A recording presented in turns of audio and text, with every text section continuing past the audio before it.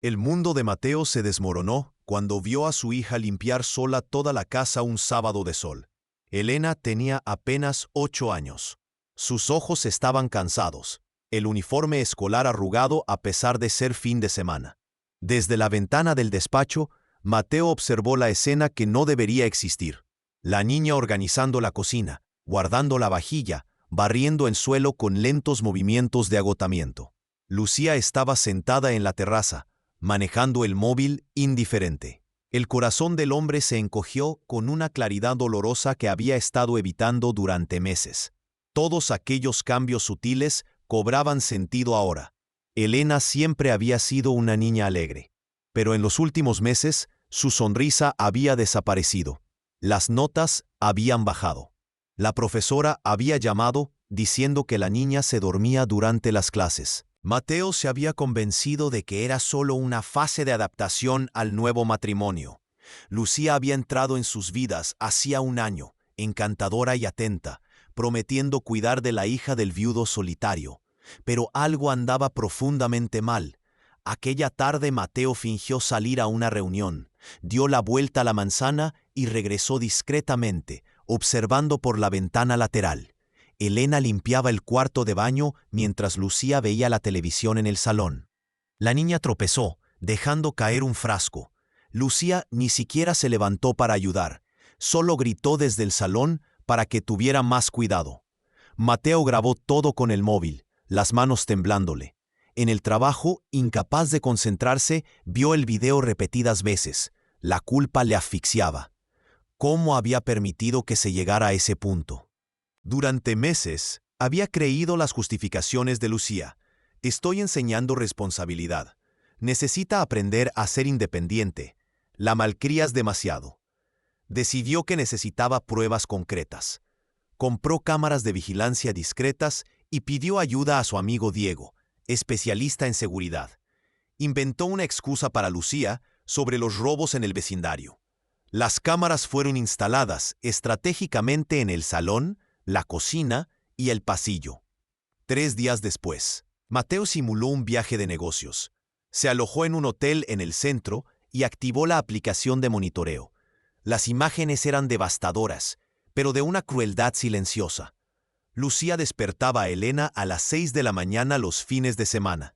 Le ordenaba que la niña se preparara su propio desayuno mientras ella dormía hasta tarde. Elena limpiaba toda la casa antes de poder jugar. Cuando la niña pedía atención, Lucía la ignoraba o respondía con frialdad. Durante las comidas, se servía platos abundantes para sí misma y porciones mínimas para Elena. No había violencia física, pero la negligencia emocional era brutal. Mateo guardó todos los videos en múltiples copias de seguridad, con el corazón destrozado. En las grabaciones, Elena intentaba conversar con su madrastra, le mostraba dibujos de la escuela, le pedía ayuda con los deberes. Lucía respondía con monosílabos, sin apartar la mirada del móvil. La niña se rendía y regresaba a su habitación, cabizbaja. En otros momentos, Lucía criticaba el aspecto de su hijastra, comparándola con otros niños.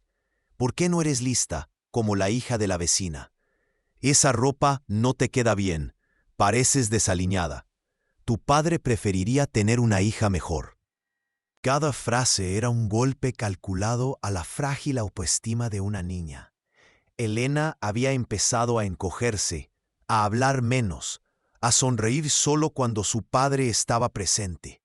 En ausencia de Mateo, se transformaba en una sombra silenciosa dentro de su propia casa. Al anochecer, Mateo regresó simulando que la reunión se había cancelado. Elena estaba en su habitación, haciendo los deberes sola. Cuando vio a su padre, sus ojos brillaron con un alivio genuino. Mateo abrazó a su hija, sintiendo el pequeño cuerpo relajarse en sus brazos. No dijo nada, pero se aferró a él como quien teme ser soltada. «¿Qué tal el día, princesa?», preguntó él, intentando mantener la voz tranquila. Fue normal. Elena bajó los ojos. Lucía dijo que habías llamado y que todo estaba bien. ¿Fue amable contigo? La niña dudó. Luego se encogió de hombros, un gesto que intentaba parecer despreocupado, pero revelaba malestar. Sí, Mateo no presionó. Esperó a que Elena durmiera y entonces enfrentó a Lucía en el salón. Le mostró los videos en silencio, observando las reacciones de la mujer. Esperaba negación, arrepentimiento, quizás incluso lágrimas, pero Lucía solo suspiró, como si él estuviera siendo dramático. «Yo la estoy criando bien», dijo Lucía, cruzándose de brazos. «Tú la dejas hacer lo que quiere». «¿Criar bien? Estás destrozando la autoestima de mi hija». ¿Autoestima? Ella rió sin humor. «Esta generación es demasiado débil. Yo crecí con mucha menos atención y sobreviví. Elena tiene 8 años. Necesita cariño, no humillación constante». Lucía guardó silencio por un momento, estudiando a su marido. Cuando percibió que él no retrocedería, cambió de estrategia. La máscara de indiferencia cayó, revelando un cálculo frío por debajo. ¿Quieres saber la verdad, Mateo? Nunca quise ser madre, mucho menos madrastra. Entonces, ¿por qué aceptaste casarte conmigo? Porque tenías dinero, seguridad, una vida cómoda. Habló sin pudor. Mateo sintió cómo el suelo desaparecía bajo sus pies. ¿Tú mentiste sobre todo? No mentí. Solo no te conté toda la verdad. Estabas tan desesperado por compañía después de que tu esposa murió. Fue fácil. Lucía cogió el bolso, preparándose para salir. Elena siempre fue una carga. Intenté ignorarla, pero tú te diste cuenta. Así que ahora voy a facilitarlo. Me voy. No te vas a llevar nada de aquí. No lo necesito. Ya he transferido lo suficiente. Ella sonrió con veneno. Deberías prestar más atención a tus finanzas, querido. Aquella noche, Mateo cambió todas las cerraduras, bloqueó los accesos bancarios, contactó a un abogado.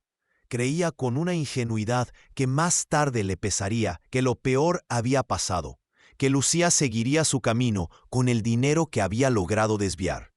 Pero se equivocaba, de una manera que helaría su sangre. En los días siguientes, una sombra insidiosa comenzó a cernirse sobre sus vidas. Llamadas anónimas de madrugada que rompían la frágil paz del silencio nocturno. Alguien se hizo pasar por Mateo y canceló reuniones importantes en su trabajo, orillando un contrato valioso al borde del abismo. Pero el golpe más cruel fue para Elena, quien recibió mensajes de un número desconocido diciéndole que su padre ya no la quería.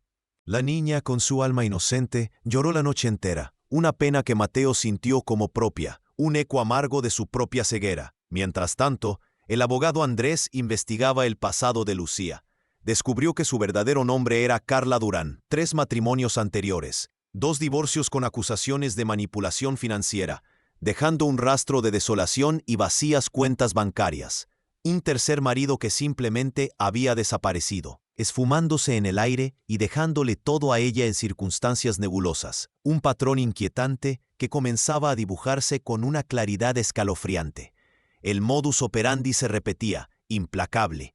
Acercarse a hombres vulnerables, ganarse su confianza con una habilidad casi artística, extraer recursos hasta la última gota, y luego, con la misma frialdad, desaparecer. Mateo llevó todas las evidencias a la Comisaría de Policía Nacional en Valencia. Pero como no había un crimen violento flagrante, solo manipulación emocional y desfalcos financieros difíciles de probar, la investigación avanzaba con una lentitud desesperante.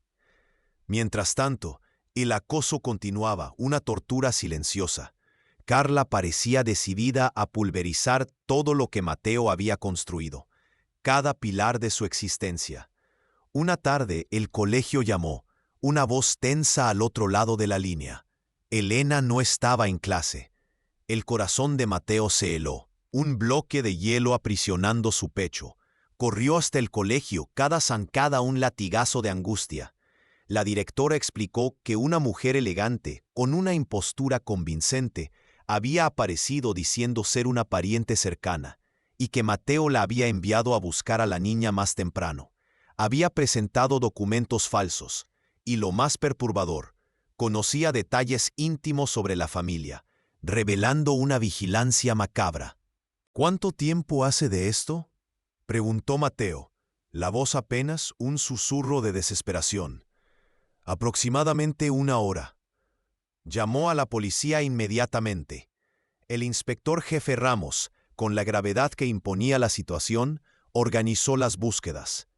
Rastrearon llamadas e investigaron las cámaras de seguridad de la zona con una celeridad frenética. Horas después, la primera hebra de esperanza o de temor surgió. Una vecina de Miramar, en la costa, relató haber visto a una mujer con una niña entrando en una casa de playa aislada. Carla llamó. Su voz era tranquila, casi dulce, con una pátina de malicia que erizaba la piel. «Hola, Mateo. Elena está conmigo». «¿Qué quieres?». La voz de Mateo temblaba, ahogada por la angustia. «Dinero, te devuelvo todo y más, lo que pidas». «No se trata de dinero. Se trata de que me trates como basura, de que me expongas, de que arruines mi reputación». La voz era gélida, cada palabra un dardo. «Ahora vas a sentir lo que es perder. Ella no tiene la culpa de nada, por favor», suplicó Mateo, un nudo en la garganta. «Ella tiene todo que ver. Tú la elegiste a ella en lugar de a mí. Elegiste creer a una niña llorona en lugar de a tu esposa.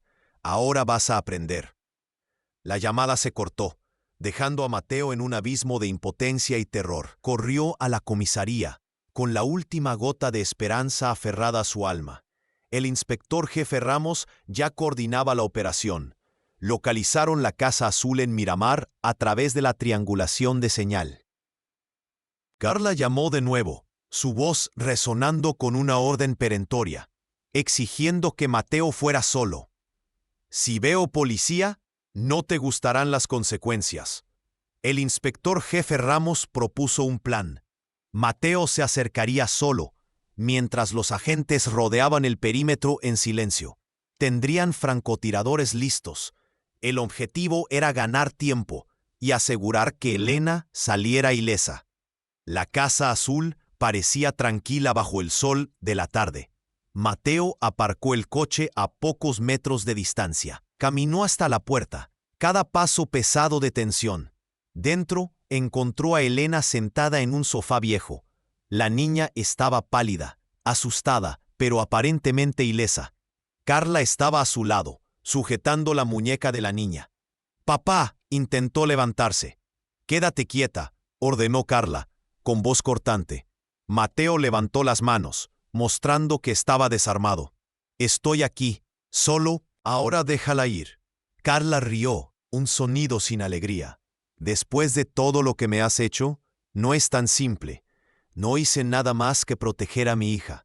Me humillaste, me hiciste parecer una villana cuando yo solo quería una vida mejor. Manipulaste a una niña inocente. Eso no es buscar una vida mejor». Los ojos de Carla brillaron con rabia. Se levantó, tirando de Elena consigo. «Arrodíllate, quiero verte implorar». Mateo dudó solo un segundo. Luego se arrodilló. Necesitaba ganar tiempo. «Por favor, lo siento. Haz lo que quieras conmigo, pero déjala ir. Di que fuiste injusto conmigo». «Fui injusto». Las palabras salían amargas, pero él continuó. «Di que intenté ser una buena madre». «Intentaste ser una buena madre». Cada mentira era una puñalada, pero valía la pena por la seguridad de Elena. Carla parecía saborear el momento. Forzó a Mateo a repetir varias frases humillantes. Elena lloraba bajito, viendo a su padre humillarse. Pero Mateo mantenía la mirada fija en su hija, intentando transmitirle coraje silencioso. Desde el exterior, los policías se posicionaban. Cuando Carla finalmente pareció satisfecha con la humillación, relajó la guardia por un instante. Fue suficiente. Se dio una señal. Los policías irrumpieron por la puerta y las ventanas simultáneamente. Mateo reaccionó rápido, tirando de Elena y protegiéndola con su propio cuerpo. Rodeada, Carla intentó negociar. Amenazó, gritó, pero estaba acorralada. Fue esposada mientras insistía en que solo quería ser valorada, que Mateo la había provocado, que Elena era manipuladora. Nadie la creyó. La niña estaba en estado de shock, pero físicamente intacta. El caso tuvo repercusión en la prensa local y regional de Valencia y la Comunidad Valenciana. Los periódicos locales cubrieron la historia. La investigación profunda reveló no solo la manipulación emocional contra Elena, sino todo el historial criminal de Carla Durán. Fraudes matrimoniales, desvíos financieros, falsedad ideológica. Uno de los exmaridos, Roberto Fernández, concedió una entrevista. Contó cómo Carla había falsificado documentos para transferir propiedades. Cuando él lo descubrió, ella desapareció con cantidades significativas de dinero. Otro ex, Julio Sánchez, relató la intensa manipulación psicológica que lo dejó con una depresión severa. El Ministerio Fiscal formalizó la denuncia por secuestro, extorsión, estafa y maltrato psicológico. Los videos de Mateo fueron esenciales.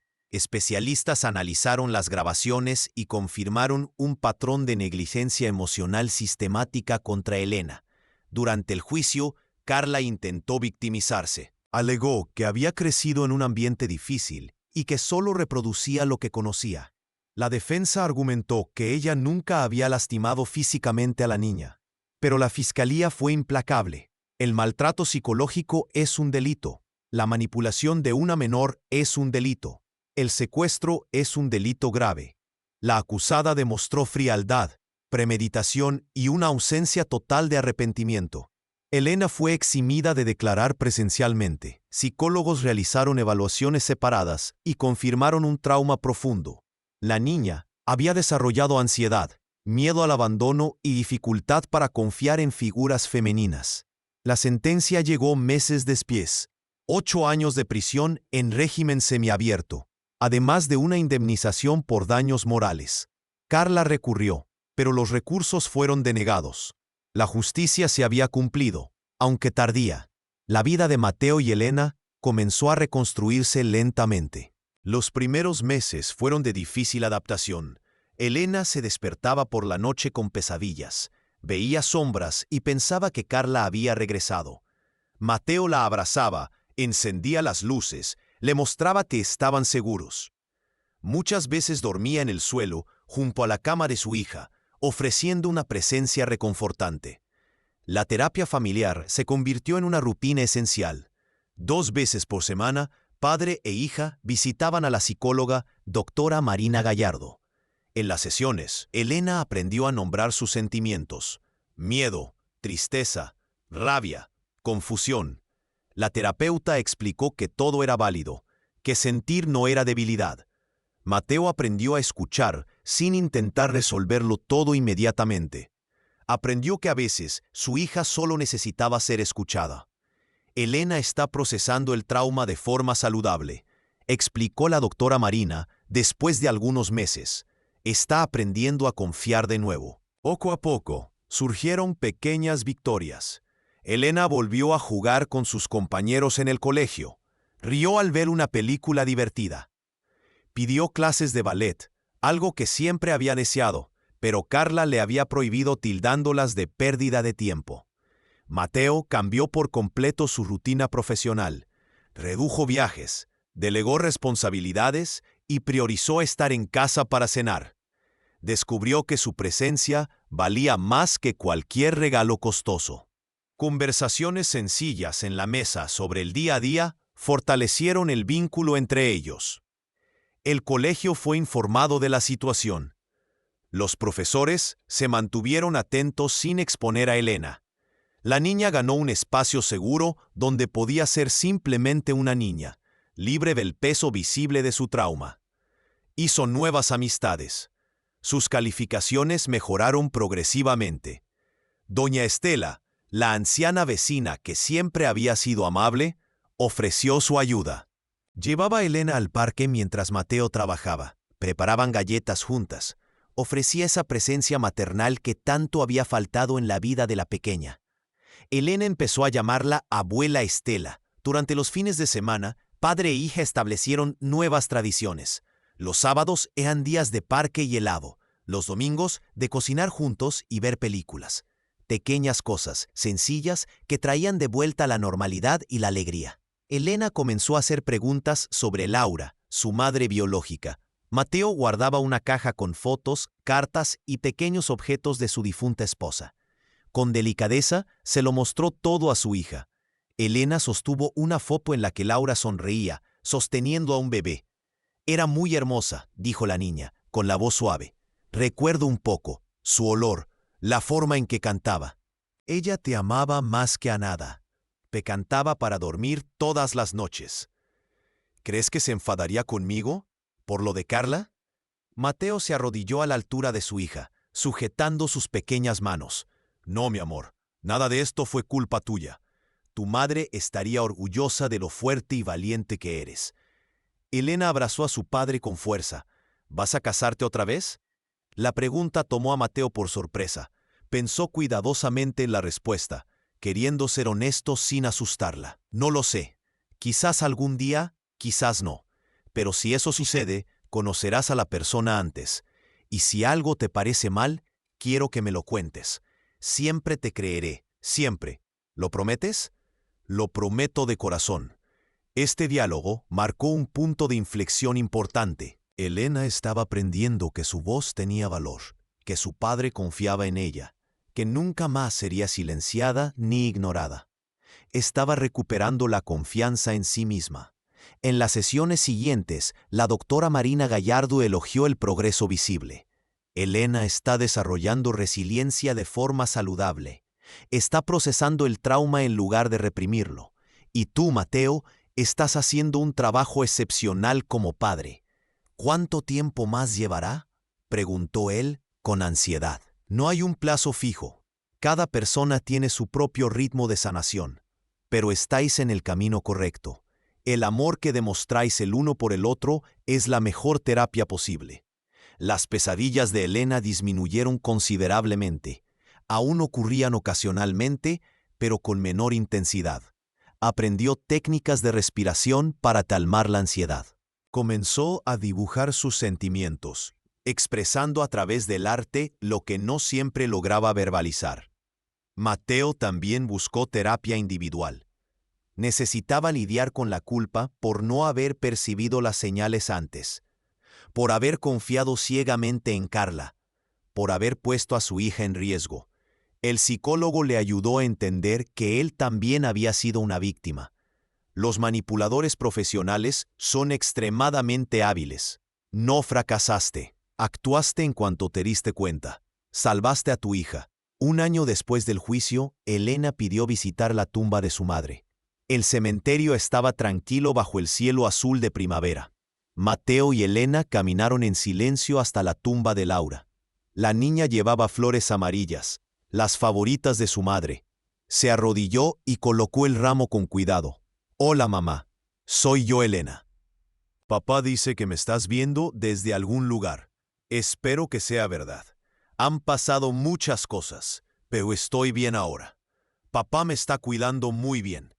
Mateo se apartó un poco, dándole espacio a su hija para hablar en privado. Observó desde lejos, con el corazón encogido pero también esperanzado. Elena estaba encontrando paz. Cuando volvieron al coche, la niña parecía más ligera. «Gracias por traerme aquí, papá. Podemos venir siempre que quieras, princesa». De camino de vuelta, pararon para tomar un helado. Elena eligió 2 sabores, algo que Carla solía prohibir, llamándolo un desperdicio. El simple acto de tomar decisiones por sí misma, sin miedo a críticas o castigos, era una pequeña libertad reconquistada. Mateo observaba a su hija saboreando el helado, riendo al mancharse la nariz de chocolate. Momentos así lo valían todo. Por la noche, mientras Mateo recogía la cocina, Elena apareció sosteniendo un nuevo dibujo. Mostraba 2 figuras de la mano bajo un arco iris brillante. En la esquina, un sol sonriente. «Somos nosotros. Después de la tormenta», explicó ella orgullosa. Colgó el dibujo en la nevera, junto a otros. La casa, antes tan sombría durante los meses con Carla, se estaba llenando de vida de nuevo. Colores, risas, ligereza. Todo lo que debería existir en una casa con un niño. Pasaron los meses. Elena cumplió 9 años. La fiesta fue pequeña, pero especial. Solo amigos cercanos y familiares queridos. Sopló las velas con una sonrisa genuina, pidiendo un deseo en silencio. «¿Qué has pedido?», preguntó Mateo después, curioso. «No puedo contarlo, si no, no se cumple. Pero tiene que ver con que siempre estemos juntos». «Eso no es un deseo, es una promesa. Estaré aquí siempre, pase lo que pase». La relación entre padre e hija se fortaleció de maneras inesperadas.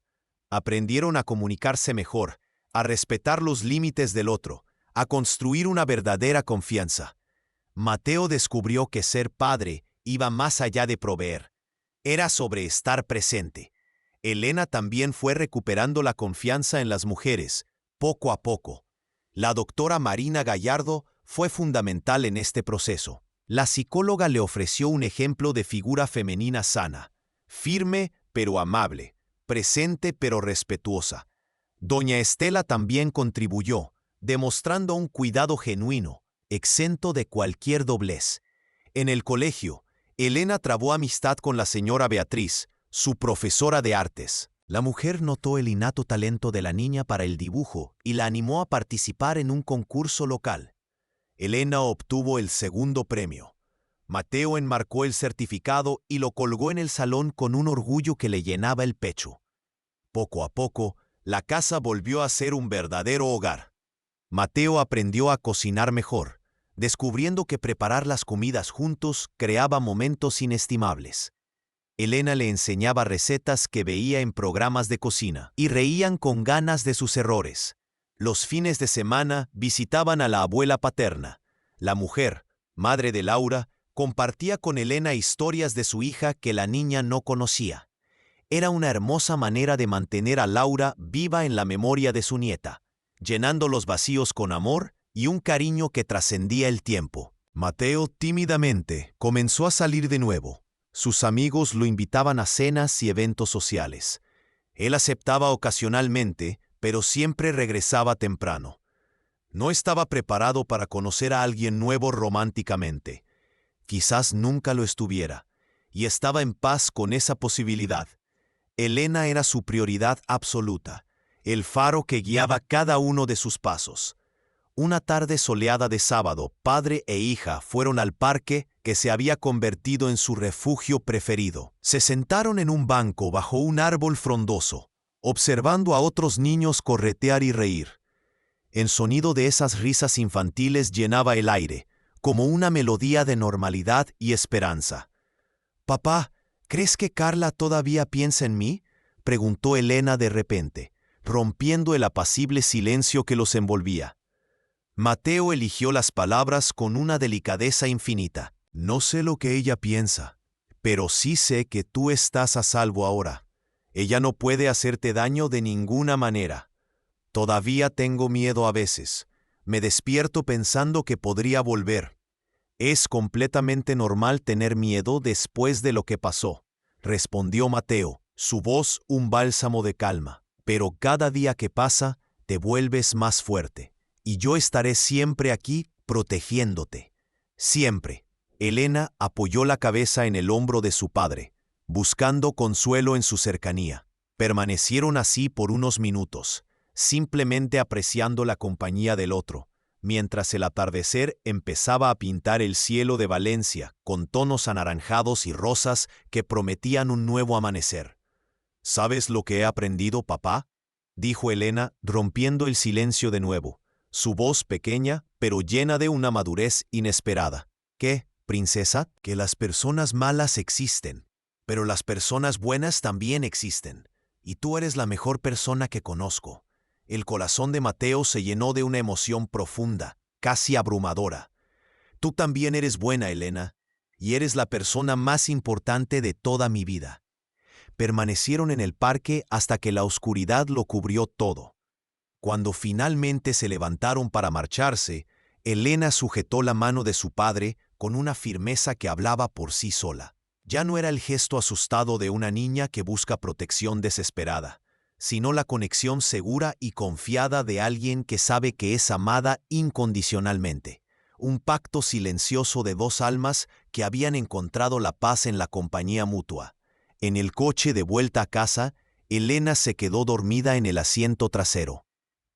Mateo miró por el retrovisor, observando el rostro sereno de su hija. Las pesadillas estaban casi extintas. Las sonrisas eran cada vez más frecuentes y genuinas. La sanación se estaba produciendo, lenta pero segura. Cuando llegaron, Mateo la llevó en brazos hasta su habitación. Ella murmuró algo incomprensible durante el camino, pero no se despertó. Él la acostó con cuidado, la arropó con su manta favorita, besó su frente y le susurró palabras de amor. «Eres fuerte, valiente y muy amada. Nunca lo olvides, mi princesa». Bajó las escaleras y se sentó en el salón. La casa estaba silenciosa, pero no vacía, estaba llena de amor. Sobre la mesa había una carta reciente de la doctora Marina Gallardo. Mateo la cogió y la releyó. La psicóloga elogiaba el notable progreso de Elena, destacando la resiliencia de la niña y el papel fundamental del padre en esta travesía. Sois un ejemplo de cómo el amor verdadero y el compromiso pueden sanar hasta las heridas más profundas. Elena tiene suerte de tenerte, y tú tienes suerte de tenerla. Juntos demostráis que la familia no es perfección, es presencia, esfuerzo y amor incondicional. Mateo guardó la carta en un cajón especial, donde también guardaba los dibujos más significativos de Elena. Cada uno contaba parte de su historia: el miedo inicial, el dolor del proceso, la sanación gradual, la esperanza renovada. Era un registro visual de una travesía transformadora. Cogió el móvil y miró una foto antigua de Laura. Su rostro sonreía eternamente en aquella imagen congelada en el tiempo. «Gracias por darme a esta niña increíble. Estoy haciendo lo mejor que puedo. Espero que estés orgullosa». Por un momento, imaginó lo que su esposa diría si estuviera allí. Probablemente lo abrazaría, reconociendo que él había hecho todo cuanto estaba a su alcance cuando finalmente entendió la verdad. Laura siempre había creído en él. En la cocina, preparó el desayuno del día siguiente, dejándolo todo organizado. Era domingo, y Elena había pedido tortitas. Sonrió al recordar cómo su hija ahora hacía peticiones sin dudar, expresaba preferencias sin miedo, pequeñas libertades que muchos niños consideraban normales, pero que para Elena representaban victorias inmensurables. Cada elección libre, cada opinión expresada, cada sonrisa espontánea era una conquista. Subió las escaleras despacio y se detuvo en la puerta de la habitación de su hija. Elena dormía profundamente, abrazada al osito que Laura le había regalado años atrás. Su respiración era tranquila, el rostro completamente relajado. No había tensión. No había terror nocturno, solo paz.